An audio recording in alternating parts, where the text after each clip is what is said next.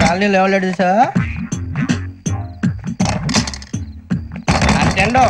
బయట నువ్వా వెంకీ? ఏంటి వెంకీ ఈ టైంలో వచ్చా? నీతో మాడే పని ఉంది, దా చెప్తా. ఏ బాగా నిద్రొస్తుందా? సరిగానే రే, నువ్వు మమ్మల్ని చూసే తలిపేసావా? మామూలుగా వేసాను. మామూలుగా వేసేవాడివి. మేము రావడానికి ఒక నిమిషం ముందో మేము వెళ్ళాక ఒక నిమిషం తర్వాత వేయాలి కానీ బిలాల్ రాజా, నాకు నిద్ర వచ్చి పడుకుందామని తలుపేసుకున్నాను. అయినా నా ఇంటి తలుపులు నేను అడిగేసుకోవాలంటే తప్పు చేసిన కాక ఇంకా గేర్ సమాధానం చెప్తావా? మీ ఇంట్లో పెళ్లిడికి వచ్చిన ఆడపిల్లలు ఎదురున్నారు. ఇది అమ్మాయిలు మీతో ఎప్పుడైనా యథాశాలు వేసానా? విన్నారా? తలుపులు వేసావు. అనవసరంగా గొడవ ఎందుకు? ఇక్కడి నుంచి వెళ్ళండి. గొడవ? మీ ఇంటి మీద పడి ఎప్పుడైనా గొడవ చేశానా బిని గారు? లేదు బాబు. విన్నారా? చెప్పు, మమ్మల్ని చూసి తలుపులు ఎందుకు వేసుకున్నావు? అరే మాకు అప్పించిన వాళ్ళు కూడా మమ్మల్ని చూసి ఎప్పుడు తలుపులు వేసుకోలేదు. ఏం చేయాలి? మరి నువ్వు ఎందుకు వేసుకున్నావు? బాబు టప్ అయిపోయింది, బుద్ధి తక్కువ వేసాను చాలా. అంటే మా మొఖాల మీద తలుపులు వేసామని ఒప్పేసుకుంటున్నావు? ఒప్పుకుంటున్నాను. సరే ఇప్పుడు చెప్పు, మా మొఖాల మీద తలుపులు వేసేంత తప్పు మేము ఏం చేసామరా? తప్పు అయిపోయిందని అంటున్నారు కదా, వదిలేయండి బాబు. అదే తప్పు మేము చేసి మమ్మల్ని వదిలేయమంటే మీరు వదిలేస్తారా బిని గారు? తప్పని ఒప్పుకుంటున్నాడు కదా అయ్యా. ఇప్పుడు టైం 11 అయింది, వెళ్ళి పడుకోండి. 11 అయిందా? కొమ్ము ఉంచాడు కదా. నాకు సంబంధం ఏంటి? ఉంది, సంబంధం ఉంది. 11 గంటలకి నా క్లోజ్ ఫ్రెండ్ ఢిల్లీ వెళ్తున్నాడు. 5,000 అప్పిస్తానని ఎయిర్పోర్ట్ రమ్మని చెప్పాడు. నీ గొడవలో పడి ఆ సంగతి మర్చిపోయాను.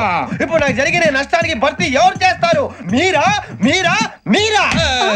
ఎవడు పడితే ఎందుకు చేస్తాడా భర్తీ? మళ్ళీ వాడి నువ్వు తప్పు ఎవడు చేసా వాడే చేస్తా. దానికి కారణం ఈ 10 మనిషే కదా. వాడే చేస్తా.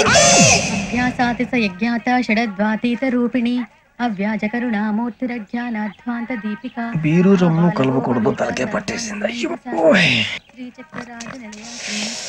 ఏంటే చదువుకుంటున్నావా? చదువుకో చదువుకో. దేనైనా వెనక్కి తీసుకురావాలం గానీ కాలం వెనక్కి తీసుకురావడం ఎవడి వల్ల కాదు. టైం విలువ గురించి నువ్వు మాట్లాడడం. నువ్వు ఎలా పోతే నాకెందుకులే. ఏమ్మా నీ పూజ అయిందా? తలకే పట్టేసింది, కాస్త మజ్జిగుంటే ఇవే.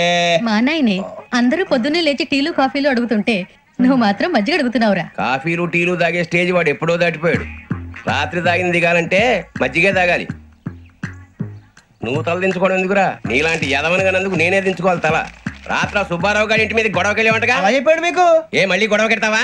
నీ దెబ్బకు భయపడి రాత్రి తలుపులు తీసి పడుకున్నారంట. తెల్లారగా టైంట్లో దొంగలు పడ్డారు. ఆడింట్లో ఉందిలేండి, పట్టుకుపోవడానికి అక్కడ కూతురు తప్ప. ఎన్నాళ్ళు ఇలా బేవర్సగా తిరుగుతావురా? ఇన్నాళ్ళని ఏం ఫిక్స్ అవ్వలేదండి. చిచి నాన్న, అమ్మా, కంబైన్ స్టైల్స్ కి ఫ్రెండ్స్ ఇంటికి పిలుద్దాం అంటే వీడికి భయపడి ఎవరు రావడం లేదు. నేనేం చేశానే? వాళ్ళ వంక అదోలా చూస్తున్నావంట. గొప్ప ఫిగర్ అని అదోలా చూస్తాను. ఏదో మోహాలు వేసుకొని చదిగా ఆ గొంతు ఆ వాలకం చూడలేకపోతున్నాను రా బాబు. చిన్నప్పుడు వచ్చి నా అలాగే ఉన్నావు, తెగ ముడిచిపోయారు. ఇప్పుడు నచ్చట్లేదు నాన్నగారు మీకు? నేను యదవలతో డిస్కస్ చేయను. నేను చేస్తాను. మీరు చెప్పదలుచుకుంది ఏమిటో చెప్పండి. ఇంకా చెప్పేదే ఉంది. నువ్వు ఇలా గాలికి తిరుగుతుంటే నేను తిండి పెట్టలేను. నాన్నగారు ఇప్పుడు శుక్ర మహాదశి 4వ పాదంలో ఉంది. నేను ఇప్పుడు ఏం చేసినా కలిసి రాదు. శనిగారు సెంటర్ లో కాసేసి నన్నే చూస్తాడంట. వాడు అలా సైడ్ అయిపోయి నేను ఏదో అవుతాను కదా. మీరు కంగారు పడకండి. ఇవన్నీ ఆ జగదాంబ చౌదరి గారు చెప్పాడా? జేసీ గారిని గాడు గిడు అనకండి బాబు, మీకే మంచిది కాదు. అబ్బా ఊరుకోండి, ఎవరి నమ్మకాలు వాళ్ళవి. ఇంతకీ ఆ శనిగాడు సైడ్ కి ఎప్పుడు వెళ్తాడంట? సెంటర్ లోకి రావాలమ్మా. మరి ఆ గురువు సెంటర్ లోకి ఎప్పుడు వస్తాడంటావు? అవన్నీ మనకి తెలుస్తాయి అంటే జేసీ గారు తెలుస్తాయి. నాన్నగారు ఒక 1000 రూపాయలు ఇవ్వండి, నెక్స్ట్ నుంచి అన్ని అడిగేసి వస్తాను. ఎదిగిన కూతురు గుండెల మీద కుంపటైతే నీలాంటి బేవార్స్ కొడుకు క్లైమోర్ మైన్స్ లాంటి వాడు చీదరిదుడా. ఆ జేసీ గారు పోయాక వీడు నేను నువ్వే ఫీల్ ఓకే. ఆయన కావాలని అంటున్న మాటలు కాదు, ఆయన దేవుడు. కానీ ఆ శనిగాడు ఆడి కాన్సన్ట్రేషన్ అంతా నా మీదే పెట్టేశాడు. మరి ఇప్పుడు ఎలాగరా నాన్న? ఆ పని మీద డబ్బులు అడుగుతుంటే నిసుకుంటున్నాడు. పోనీ నువ్వేనా ఇవే? నా దగ్గర కూడా లేవురా. తెలుగు భాషలో నాకు నచ్చని ఒకే ఒక్క పదం లేదు.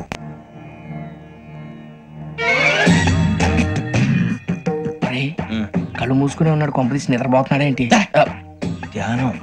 కళ్ళు మూసుకొని ఎవరినో కాంటాక్ట్ చేస్తున్నారు. అవునా? అబ్బా రామ్ ప్రసాద్, నీకు నిజం చెప్పాలంటే బాధగా ఉంది, కానీ చెప్పక తప్పదు. ఎందుకంటే అది నిజం కాబట్టి. Correct sir, correct. ఏంటి సార్ అది? నీకు 40 ఏళ్ళు వచ్చే వరకు కష్టాలు తప్పవు గురుజీ. అవి మామూలు కష్టాలు కావు, అష్ట కష్టాలనే చెప్పాలి. ఉదాహరణకు అవి ఎలా ఉంటాయంటే, దొరక్క నీకు ఫుడ్ దొరికితే అది నీ నోటికందే లోగా నీ కాలో నీ చెయ్యో తగిలే మట్టిపాలైపోతుంది. నీ వాకలికి తట్టుకోలేక అప్పు కోసం ఎండను పడి వెళితే అక్కడ తాళం వేసి ఉంటుంది. మరో కఠోరమైన నిజమేమిటంటే, నీ దరిద్రాన్ని చూసి భరించలేక నీ భార్య లేచి వెళ్ళిపోతుంది. ఒక్కతేనా ఎవరితోనన్నా? తప్పు. అతని దురదృష్టాన్ని చూసి ఎగతాళి చేయకు రమణ. Sorry sir. ఇదయ్యా రాంప్రసాద్, నువ్వు ఈ 40 ఏళ్ళు ఈ నరకాన్ని అనుభవించక తప్పదు. 40 ఏళ్ళ తర్వాత అలవాటైపోతుంది. ఇక నువ్వు వెళ్ళొచ్చు. ఏమో వెంకటేశ్వరరావు కులాసైనా రమ్మన్నారట. నీకు శుభవార్త చెబుదామని పిలిపించాను. ఏంటి గురుజీ? నీకు శుక్ర మహాదశ ప్రారంభం అవబోతుంది. అంటే శనిగారు సెట్ అయిపోయినట్టేనా? ఆల్మోస్ట్ అయిపోయినట్టే. మీరంతా టోపీలు పెట్టుకునే ఉద్యోగాలు కూడా చేసుకుంటారు. ఇప్పటిదాకా మేమందరికీ టోపీలు పెట్టాం గానీ మాకు మేమే టోపీలు పెట్టుకుంటాం ఎప్పుడు అనుకోలేదు గురుజీ. అదే విధి. మరి ఇప్పుడు బిల్ల బంటోతు నుంచి బీట్ కానిస్టేబుల్ వరకు అందరికి నెత్తిమి టోపీలు ఉంటాయి. అందులో ఏ ఉద్యోగం? ఎస్ఐ గారు కూడా టోపీ పెట్టుకుంటారు కదా? ఏది మన చదివే చదువులకు ఎస్ఐ ఉద్యోగాలు ఇస్తారేంటి? గ్రహాలు శాసిస్తున్నప్పుడు చదువులతో పని లేదు. ఏబిసిడీలు చదివినా చాలు మీ జీవితాలు విచిత్రమైన మలుపులు తిరుగుతాయి. మీకు విపరీతమైన ఫాలోయింగ్ వచ్చేస్తుంది. మీరు చాలా ఫేమస్ అయిపోతారు. వింటానికి చాలా బాగుంది. ఇప్పుడు మమ్మల్ని ఏం చేయమంటారు గురుజీ? ఏమీ చెయ్యదు, వెయిట్ చేయండి. కాలం కలిసి వస్తే అదృష్టమే మిమ్మల్ని గేలం వేసి పట్టుకుంటుంది. అంతవరకు వెయిట్ చేయండి. వెయిట్ చేసి కొంచెం వెయిట్ కూడా పెరిగింది. అయినా పర్వాలేదు, వెయిట్ చేస్తాం. అందాక ఏ అప్పు సపోర్ట్ చేసుకుని తాగుతాం, బ్రతుకుతాం అన్నట్టు. అప్పు అంటే గుర్తొచ్చింది. అప్పు మీద మీ అభిప్రాయం ఏంటి గురుజీ? ఏంటరా కింద నుంచి మీకు ఎదుగుతున్నాను రా. ఇక్కడేం చేస్తున్నారు? మన టైం బాగుందిరా. ఎవడన్నా అప్పిస్తున్నాడా ఏంటి? కాదురా, ఉద్యోగాలు ఇస్తారమ్మన్నాడు గురూజీ. చూసారా, చౌదరి గారు చెప్పింది నిజమే. మరి శుక్రమాదేశ్ మొదలైంది. ఇంతకీ ఎవరా మహానుభావుడు? నమస్కారం. నమస్తే. అయినరా నేను చెప్పింది? ఆహా, సాక్షాత్ ఎంప్లాయ్మెంట్ ఎక్స్చేంజ్ నడుచుకుంటూ వస్తున్నట్టు ఉంది. పదండి పట్టేద్దాం. నమస్కారం సార్. నమస్తే. వీలే సార్ మా ఫ్రెండ్స్. నమస్కారం. నమస్తే. నేను చెప్పానుగా భగవాన్ గారు. ఆహా, పేర్లోనే దేవుడు ఉన్నాడు. లోపల కూడా పాజిటివ్ థింకింగ్ ఎక్కువ. ఇంతకీ మీరు ఇండియానా చైనీసా? India sir. మా ఫేస్ చూస్తారు అనిపించలేదు మీకు? భలే కామెడీ ఫీల్ అలా ఉన్నాడు. నేను అడిగేది ఇండియన్ రెస్టారెంటా చైనీస్ రెస్టారెంటా అని. నేనేది ఓపెన్ గా డిస్కస్ చేయను కదా. పేరు చూసి స్కూల్లో డిస్కషన్ పెడతాడు అనుకుంటే వీటేంట్రా హోటల్ అంటున్నాడు. బాబు ఎట్ ఫీల్ అవుతున్నాడు. అంతా మీ ఇష్టం ఉంటున్నాడు సార్. ఫస్ట్ చైనీస్ రెస్టారెంట్ కి వెళ్దాం. నెక్స్ట్ అక్కడ డిసైడ్ చేద్దాం. చాలా ఇబ్బంది పడుతున్నట్టున్నారు. నువ్వు చేత్తో తినే బాబు. నేను జనరల్ గా చైనీసే ప్రిఫర్ చేస్తాను. ఫ్యాట్ కంటెంట్ తక్కువ ఉంటది కదా. రేపు నుంచి మేము కూడా ఇదే ఫాలో అవుతాం. ఇంతకీ మీకు స్టీల్ ప్లాంటా, షిప్ యార్డా, ఏషియాడా, జింక, బంక? బంక, హెచ్పిసిఎల్. ఇవన్నీ దేనికి సార్? దేనికేంటి? ఉద్యోగం చేయడానికి. మీకు ఎందులో కావాలో చెప్పండి. నేను అమలపోతున్నారా? ఏంటయ్యా డిస్కషన్స్? మాకు నీ ఛాయిస్లు ఉంటాయి అనుకోలేదు. మీరు సడన్ గా జింకు బంకు అంటే సింక్ అవడానికి కొంచెం టైం పట్టింది. అదే అదే జేసీ గారు టోపీలు పెట్టుకుని ఉద్యోగం అన్నారుగా. వీటిలో టోపులు పెట్టుకునే జాబ్లు ఎక్కడ ఉన్నాయండి? అన్నిటిలోనే ఉంటాయి. వాటిలో కూడా ఉంటాయి. వాచ్మెన్ ఉద్యోగం కావాలా?